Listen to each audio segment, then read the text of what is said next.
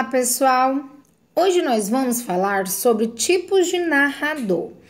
Para a gente entender melhor essa aula, eu vou falar especificamente dos tipos de narrador, ok? Então, exatamente o que vamos estudar? A gente vai estudar as possibilidades que se tem de um narrador contar uma história. A gente tem 3 tipos de narradores. Eu vou falar primeiro do narrador personagem. Então, vamos lá observar essa tabelinha aqui. Vou estar aproximando para vocês estarem vendo aqui, lendo aqui comigo. O narrador personagem, ele é aquele que conta a história, mas também participa da história. E ele é chamado desta maneira porque ele é narrador e personagem da história. Ele conta a história em primeira pessoa, o que significa que ele conta a história utilizando muito o eu, o nós e os verbos que se referem à primeira pessoa. Ele não tem acesso aos pensamentos dos demais personagens, porque, na verdade, porque como ele também é um personagem da história, ele só sabe o que se passa na história a partir do ponto de vista dele. Ele não tem exatamente acesso aos que os outros personagens pensam, ele só apenas supõe, né? Ele não tem certeza. A gente tem um exemplo aqui, para entender um pouquinho melhor como funciona esse tipo de narrador, né? O narrador personagem. Então, vamos lá. O sobrenatural sempre esteve presente em minha vida. Observe que neste trecho aqui que eu tirei de um quadrinho chamado Os Três Fantasmas, a gente percebe aí a presença do pronome minha. Então, a gente já sabe aí que o narrador é um narrador personagem, pois ele irá falar da vida dele.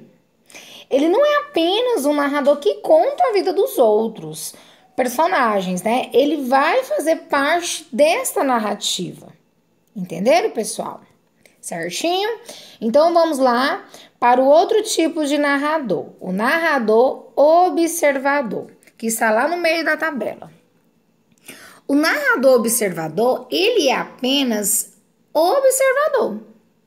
Ou seja, ele não participa da história, ele apenas conta a história em terceira pessoa e ele sempre fala de outras pessoas, do ele, eles, né? Ela, elas. Eu coloquei aqui esses pronomes, tá? Lembrando da terceira pessoa que se refere àqueles pronomes ele, ela, eles e elas, ou seja, aqueles personagens que ele irá contar a história e que não é ele. Então, o narrador observador, ele não é um personagem da história, ele é quem conta a história, viu, pessoal? E também é importante que está enfatizando que como ele é apenas um narrador observador, ele apenas narra o que se pode ver, ler e ouvir. Então, o narrador observador é um narrador mais simples. Ele só conta aquilo que viu ou ouviu falar, mas ele não sabe exatamente os pensamentos, os sentimentos dos outros personagens. Ele apenas conta o que ele viu, o que ele leu ou o que ele ouviu, certinho? Bom, eu coloquei aqui um exemplo para a gente estar vendo a respeito deste tipo de narrador. Havia um rei de nome Andrada que tinha 3 filhas. Observem bem que ele contou o que ele sabia, nada mais profundo.